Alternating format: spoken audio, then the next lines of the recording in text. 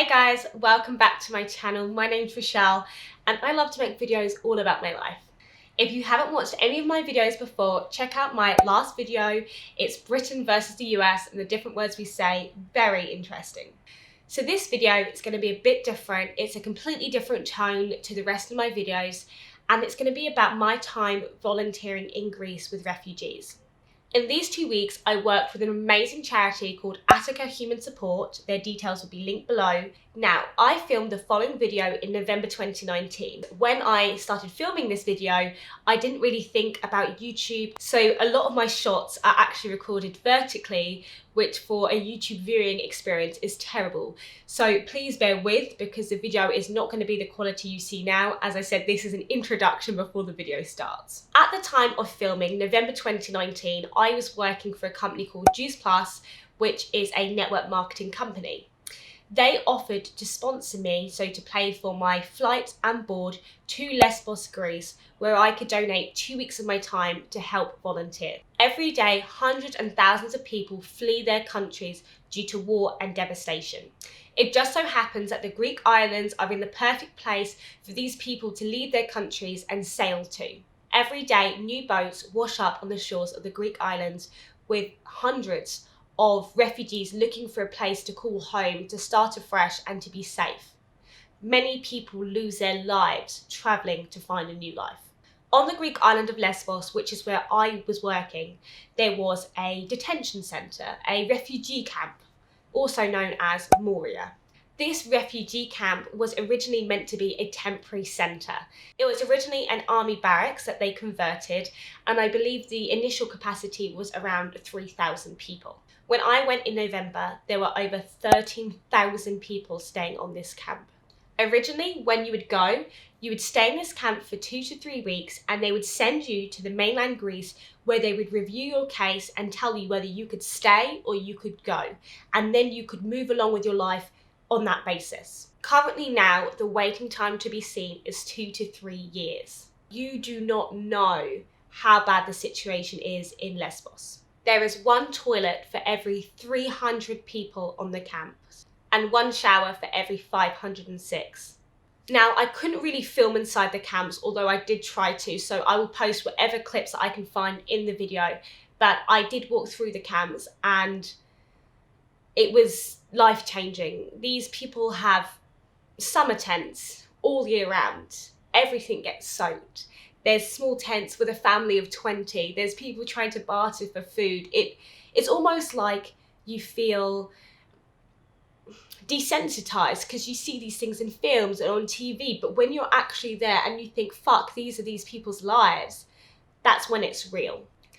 Breakfast is served at 9 AM in these camps, and that would be 1 tomato and a piece of bread, a bottle of water. 9 AM breakfast was served. Queues start at 3 AM. Most people don't even get breakfast.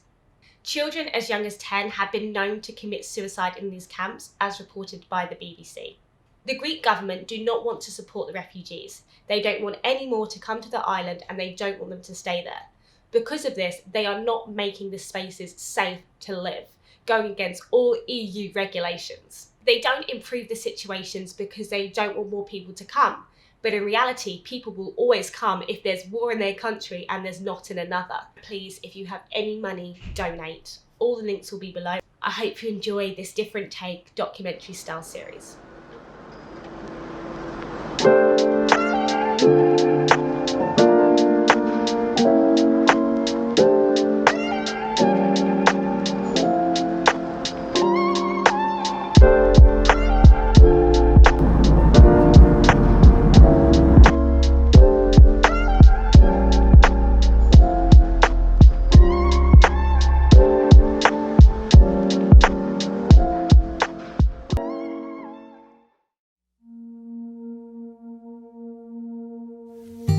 My mornings began at 7:30. I'd leave myself an hour to make breakfast, get ready, and sit and enjoy it on the balcony outside. We'd get picked up at 8:30 every morning and would often stop for a donut or a hot chocolate on the way. On my first day, I met the lovely Anna, who told me how everything worked. Donated clothes from all over the world would arrive here and we'd be responsible for sorting them into boxes.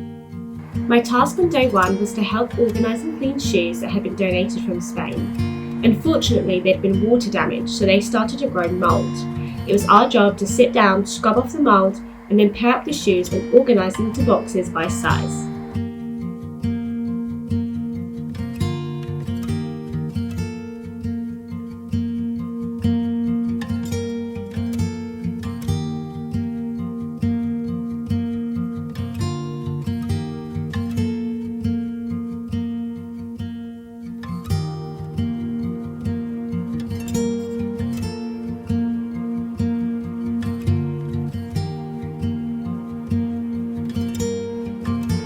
For the remaining 2 weeks, myself and the other volunteers helped to organise the clothes. We had a little system. On the left-hand side we had the men's clothes and on the right-hand side the women's. At the back we had room for babies and toddlers. It was only the kids' clothes that was organised by size, because obviously a baby can't fit into a 3-year-old's clothes and vice versa. And the male and female clothes were separated by item. Male jumpers, male trousers, female jumpers, female trousers. We did this for pretty much the whole day, or a 30-minute break. I think this is evident in the time lapse. You can see how much work we're doing, how much we're lifting, and also how much the sun is going up and down in just one recording. I have to say it's the best cardio I've ever done, and the most worthwhile, of course. Every day on the way home we drive past Moria. Moria, as I mentioned earlier, is a refugee camp, but from the outside looks nothing more than a prison. These people fled their countries from war, and this is how they get treated. I walked through the camp only once, and I have to say it was completely life-changing. I've never seen such dire circumstances and such inhumane treatment of people just like you and me. Every once in a while you'd see a large group of refugees waiting for transport to Athens, waiting to hear if after 2 years they can finally stay and make a life, or if they're going to have to go right back where they came from, a country infested by war and violence. Whilst the reason I was brought to Greece was sad, I will forever be grateful for the amazing people I've met, the amazing memories I've made, and the life lessons I've learned. Don't get me wrong, after work and on the weekends, I still lived it up. And that includes dinner by the sea, walking through town, hiking up to a castle, and going out for dinner with the other volunteers. And trust me, we went out for dinner a lot.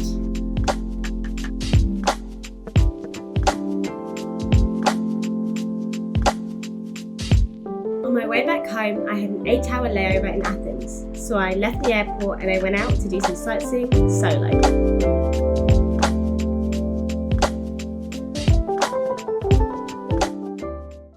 I would like to leave you with something that I was told by a guy my age, so I'm 22, he's 22, from Iran. We were at dinner one night and we were talking about things, and he said he fled Iran when he was, I believe, 18 to go to Moria. He told me, had he known how bad the situation was in Moria, he would have rather stayed in Iran with rockets flying over his head and die than come to the island. When he said that, I didn't know how to respond. I am lucky enough to have never ever experienced a life where I fear for my life in my own home. I said to him, I'm so sorry, I understand, that must be awful. And he said, but you don't understand, do you? And that's the reality of this video. Before I go, if you've enjoyed this video, please give it a thumbs up. Comment below anything you would like to improve, to change, to help. Just comment below so we can get a conversation going. And please, if you have any money, donate.